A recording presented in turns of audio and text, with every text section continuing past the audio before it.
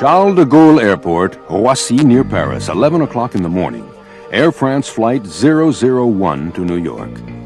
Concorde taxis out to the runway, as it does every morning, while on the flight deck, the last-minute checks are being made. Takeoff for a flight lasting 3.5 hours at twice the speed of sound, a daily feat of technology, one that still today, Concorde is the only airplane in the world to achieve.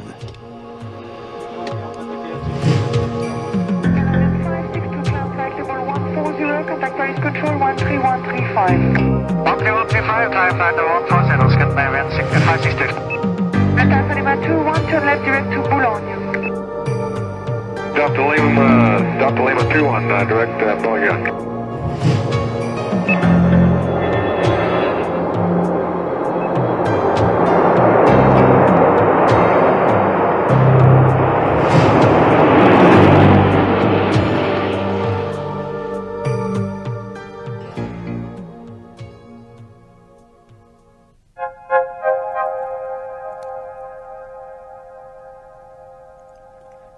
Now the date is January 2005, once again at Roissy.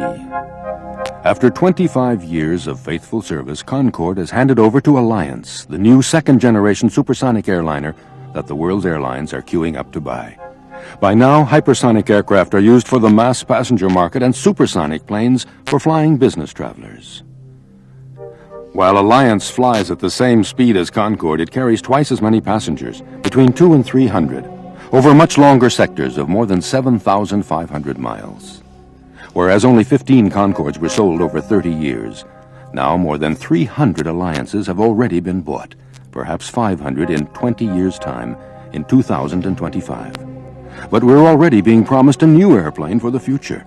The AGV, a cross between a plane and a rocket that in a few years' time will fly Paris to New York in half an hour. Partway to spaceflight in an aircraft that, like Alliance, was developed from the design work done on Concorde.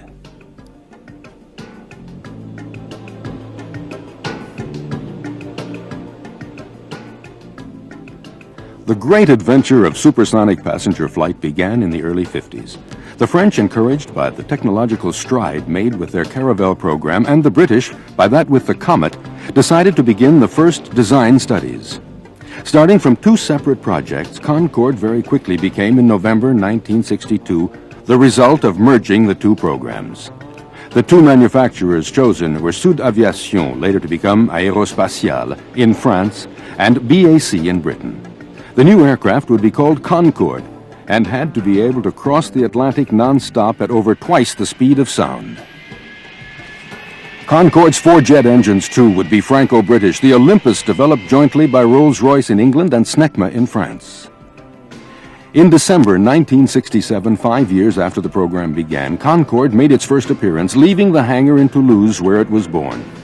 A year later, March the 2nd, 1969, saw the historic first flight of prototype 001 with André Turcat at the controls. A thrilling spectacle worthy of the event.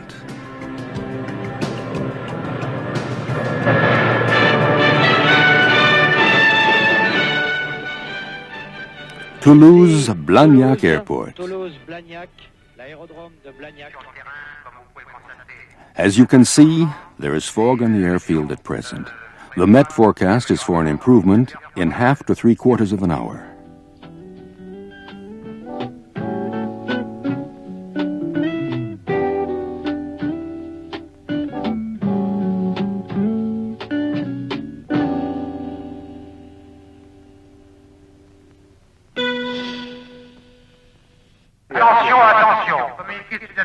This is an announcement by Sud Aviation. Mr. Turcat and his crew are going down to their aircraft.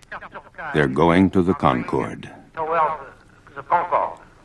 And they will enter the aircraft. Here is André Turcat.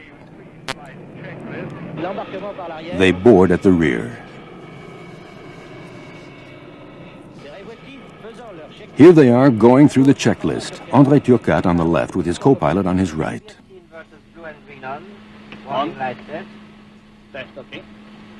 Now let's watch the first flight of Concorde, the Franco-British supersonic airliner. This is prototype 001 on its very first takeoff.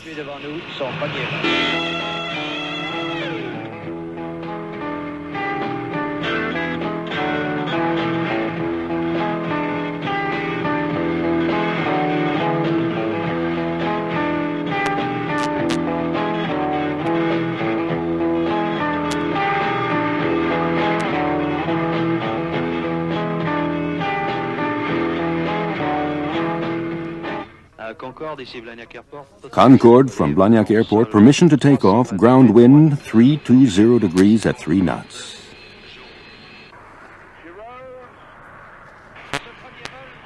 Blagnac Airport from Concorde rolling.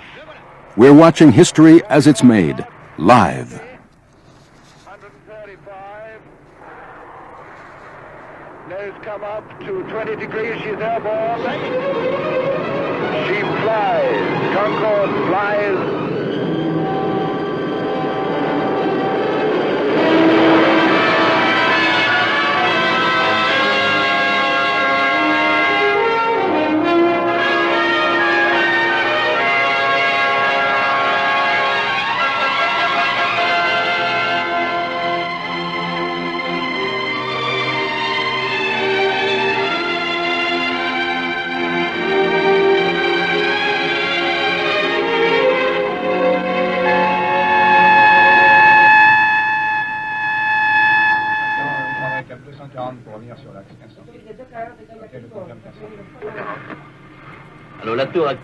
Hello Tower, Concorde at 18 nautical, still climbing, still on same bearing. Hello, Blagnac Airport, ici Concorde. Blagnac Airport from Concorde on final approach. Concorde from Blagnac Airport, permission to land, ground wind 340 degrees at 5 knots. Very nose up attitude, over the threshold, from holding off and touching down. A magnificent landing. The braking parachute opens, applause all around. A beautiful flight.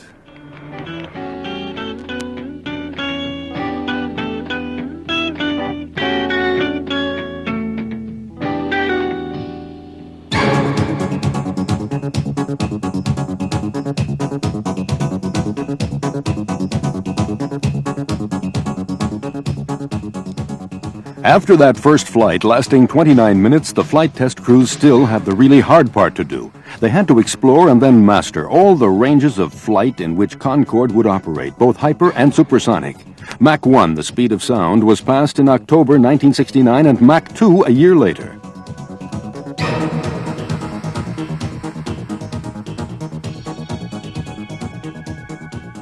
During 5 years and more than 800 flying hours, Concorde underwent a series of very stringent tests. For engine failures, for a sudden loss of cabin pressure, or water being sucked into the engines during takeoff, tests under extreme conditions of operation to ensure greater safety later during the commercial flights.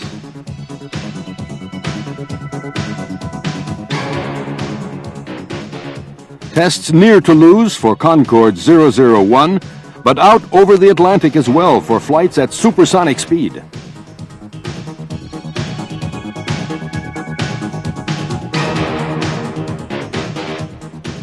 To get its airworthiness certificate in October 1975 and be allowed to carry commercial passengers, Concorde had to prove it was able to take off from the hottest airfields on Earth, such as Tangiers, and to cope with extreme conditions on runways, like this one at Fairbanks, Alaska, if ever it had to make an emergency landing.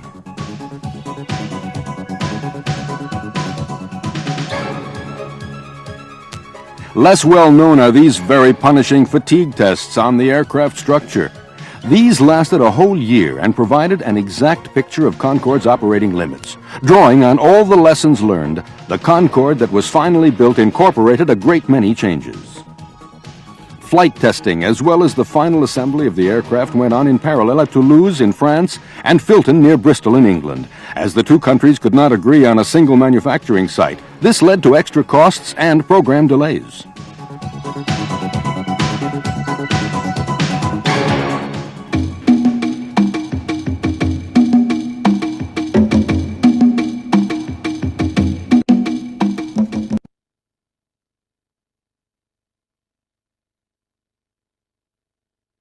staging post for air mail to South America that would become the stopover point on flights to Rio. 2 hours, 30 minutes of flight, and Concorde and its crew get a reception fit for a head of state. A triumphant outing for Concorde Superstar, which by that time had 74 orders or options from 16 airlines, including 8 in North America.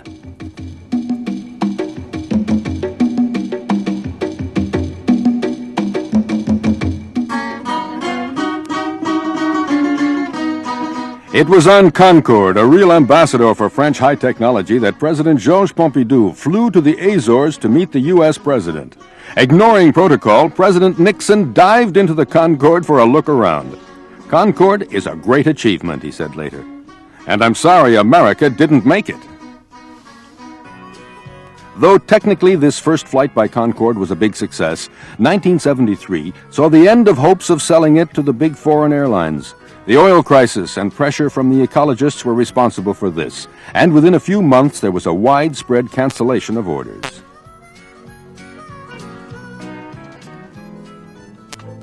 Now resigned to selling Concorde only to Air France and British Airways, the two manufacturers stepped up long-endurance flights on passenger routes so as to win the approval needed from the various countries, such as Brazil, seen here.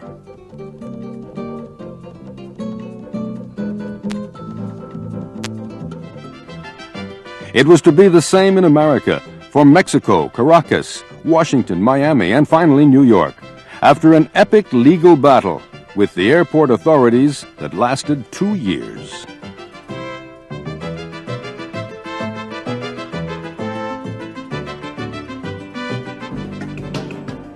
Though today the manufacturers see Concorde as having been a bad deal commercially, the technological spin-off from the supersonic adventure has been enormous, especially for aerospatiale. It's worth remembering that without Concorde, the Europeans would never have built the Airbus, and would not tomorrow go on to build Alliance, the second-generation supersonic airliner.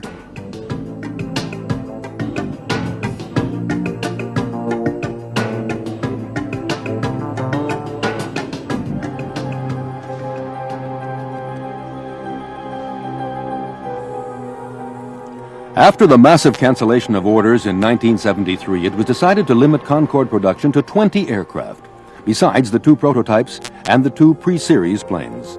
16 aircraft would be series-built for the only 2 customer airlines. Air France and British Airways would each fly 7 Concordes. Beyond this limited production, there was, however, a great deal of technological spin-off that is still valuable today to European aerospace firms, like Aerospatiale. Concorde brought computer-controlled machine tools, aerodynamic and three-dimensional structure computing and simulation. It brought carbon brakes and electrical aircraft control systems, and it brought light alloys that could withstand high temperatures, special steels, titanium composites, and new kinds of paint.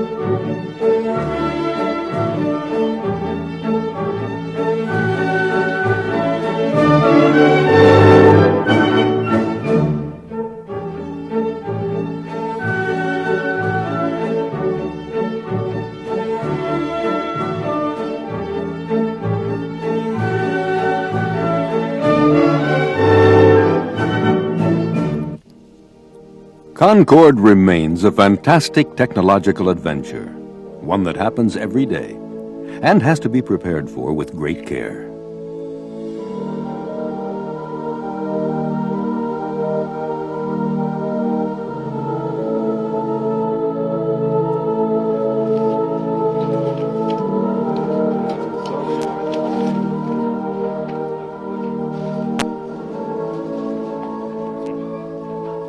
Preparations are underway for the daily Air France flight to New York. We'll follow it right through with the flight deck crew.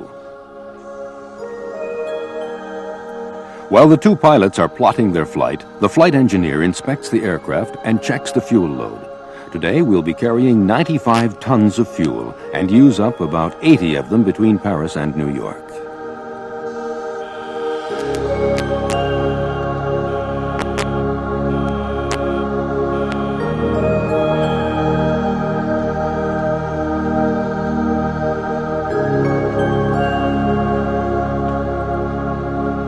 Concorde, about to travel faster than the sun moves round the Earth, is handed over to its crew.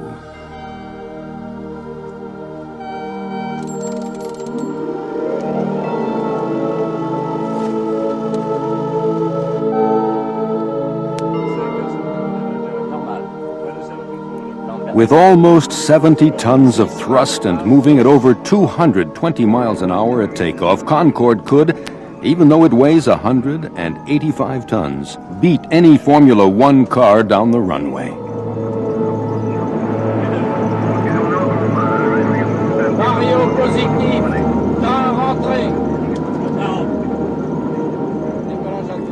As soon as it's airborne, Concorde makes ready for supersonic flight.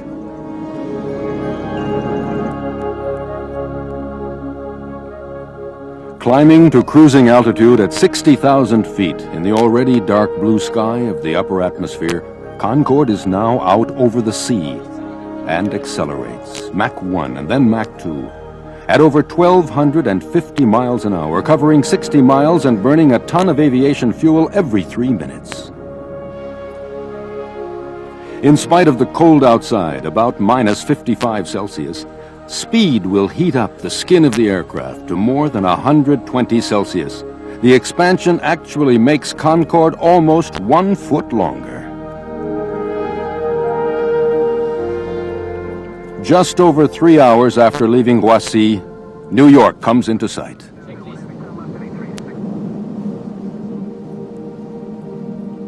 We've flown for 3.5 hours at over twice the speed of sound. So far, no other airplane in the world, military or civil, can do it. Concorde, a fantastic technology, cutting the dimensions of the world in half.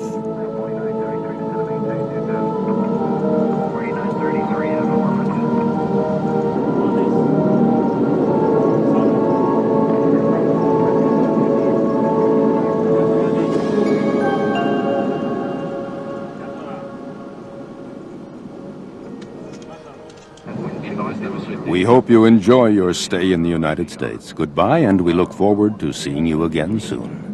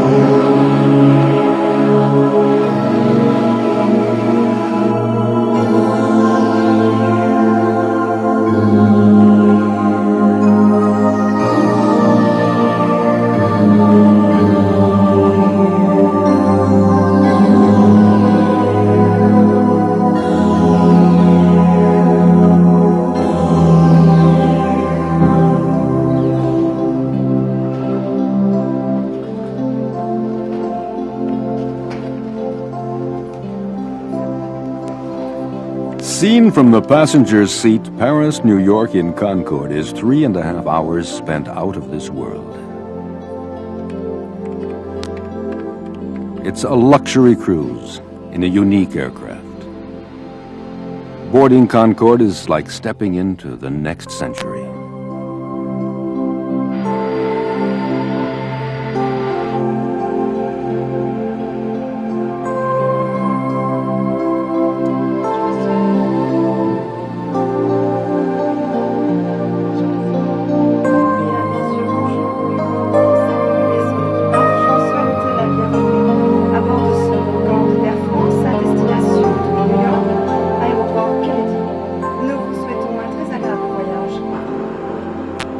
As you take off, you wish you could watch from the ground to fix this incredible sight in your memory.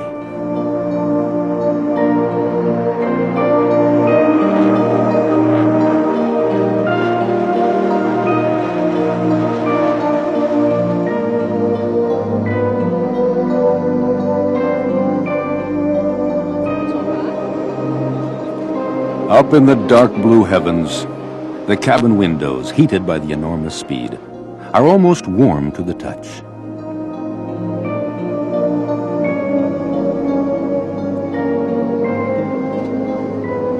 Flying faster than the time passing down below on Earth.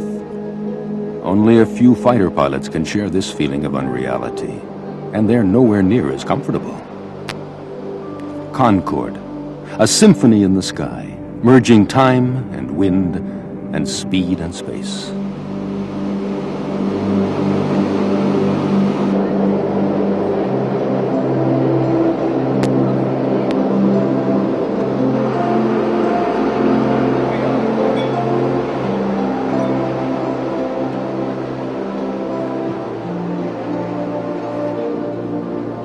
Three and a half hours of flight, long enough to think about the courage and determination of pioneers like Blériot, Alcock and Brown, and Amelia Earhart, and about Charles Lindbergh, who with his Spirit of St. Louis in 1927 took 33 hours and 30 minutes to cross the Atlantic.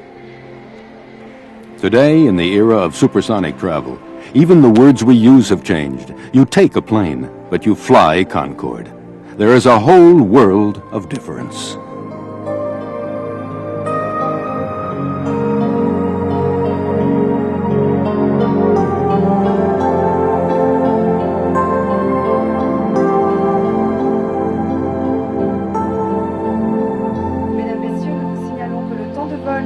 Atterrissage réalisé aujourd'hui entre Paris et New York a été de 3 heures et 29 minutes, dont 2 heures et 54 minutes en vitesse supersonique. Nous espérons que votre voyage a été agréable et que nous aurons le plaisir de vous revoir prochainement sur les lignes d'Air France et en particulier à bord de Concorde. Bonne journée à New York. Au revoir. Happy birthday to you. Happy birthday to you. Happy birthday. 20 years after the beginnings of the great adventure, a birthday celebration for Concorde honors the handful of men like Cervanti, the father of Concorde, like Turcat, and Trubshaw, the test pilots, who were determined to master the unknown.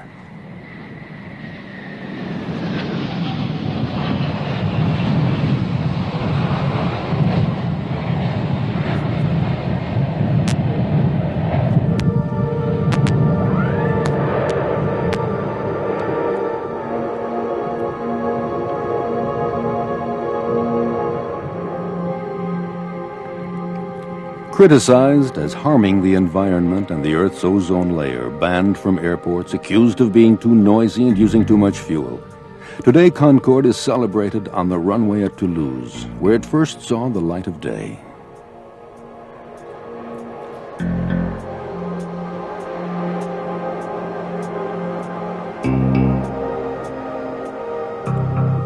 The celebration is also that of the continent people called the Old World, in contrast to the New World, that is now served every day by Concorde. The world that could sell its Boeings where our caravels failed.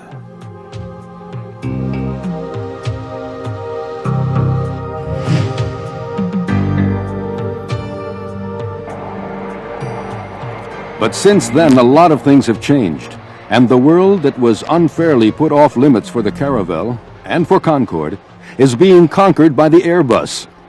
And much of this is thanks to Concorde, the airplane that painted the colors of Europe across the skies of the world.